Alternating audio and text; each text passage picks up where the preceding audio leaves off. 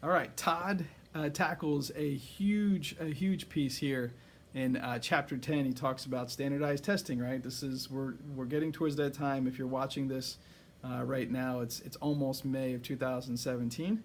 But it doesn't matter what time of year that you watch it. Testing is always on the minds of average schools, right? Average and low performing schools. Testing's never on the mind of your most effective schools, right? They don't talk about it. They do it. They're great at it. And there's reasons why they're great at it, right? It's because they understand that standardized testing tests the mastery of the student's ability, or demonstrates the mastery of the curriculum, right? I mean, the test should be based upon the standards that should have been taught, right, and should have been mastered. So now, there's a lot of variables there. I would have never done well on any of these EOG tests. I think I've told you before, I got 700 on my SATs. Multiple choice was not my sweet spot for sure. Okay, so don't get me wrong. I think standardized tests are good. They're a good thing for education. But I think what is a worse thing is when schools don't have their own measures for success. I was just with a school this past weekend, and I asked them what I thought were some pretty easy questions. One, why does your school exist? Two, what is your mission? What is the education plan to get there? And three, if your education plan is not successful, okay, who were your targeted students? All right. This school happened to be in an inner city environment, and I was really blown away when they had felt that their planning didn't meet their students, but yet the placement of their school was right in a downtown, urban, low-income area. So, again, why does your school exist? What is the mission, right? What is the mission? What's the purpose? What's going to get you there? And how will you know that it's successful for the kids that you aim to teach, right? So what do tests mean to you? What do tests mean to your organization? All right? And that's one thing that you have a conversation with your leadership team first, get some commonality, and then you start to embed that into the grade levels, right? You get that law of the buy-in about what is the purpose of these standardized tests. It's not for the government to control your school or to tell you who's good and who's not good, because honestly, not a lot of people really look at the report cards more than 2 or 3 weeks after the report cards, unless a couple things are happening. One, you're trying to get a loan, right, from a bank, or two, you're underperforming, so now the state is certainly holding you accountable.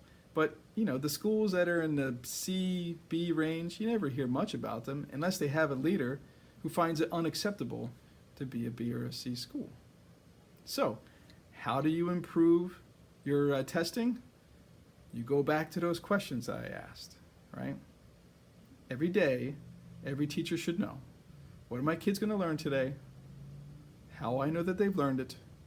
And what am I prepared to do if they don't? All right? Goes back. Why does my school exist? Right? What is its mission, its purpose?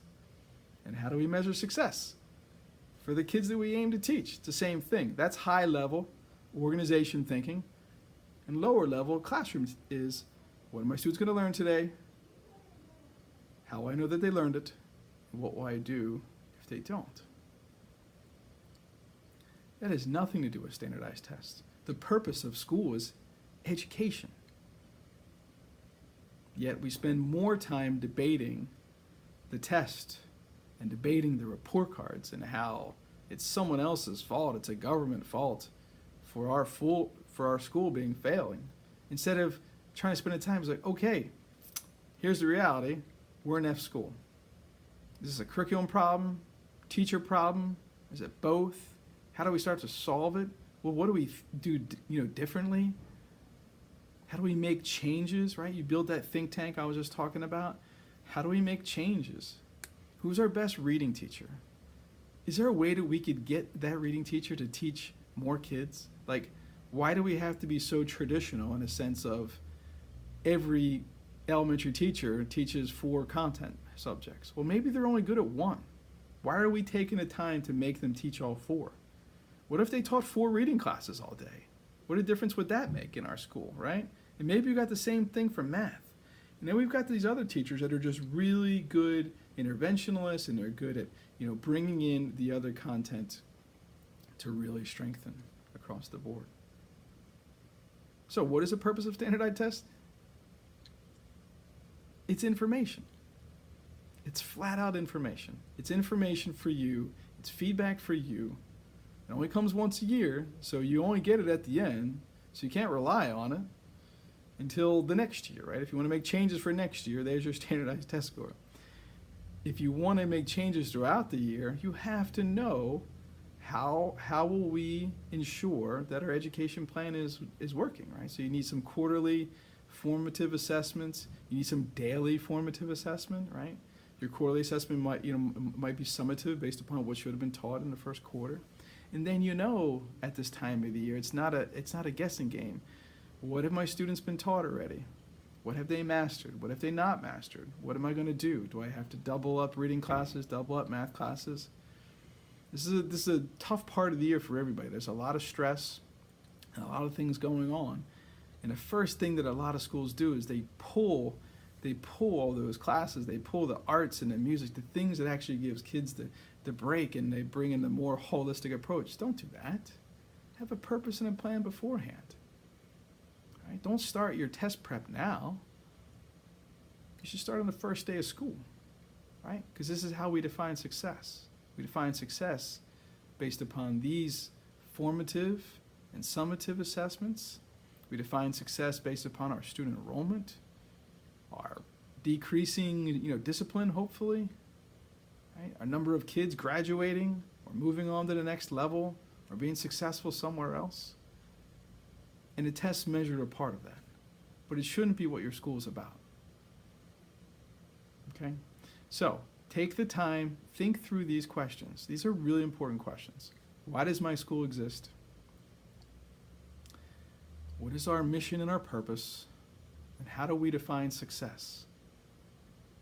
And that's from a high level. And then from a teacher standpoint, make sure every teacher has the training to understand, what are my kids going to learn today? How I know that they've learned it? And what am I prepared to do if they don't? It's your job as the principal or the assistant principal to make sure that those questions are being asked and answered, and everybody's clear about them. Otherwise, you don't know why you exist. Okay? That's my challenge to you. Make sure everybody knows why your organization exists. Hopefully it exists to educate the next generation of leaders to take care of us. Have a great day.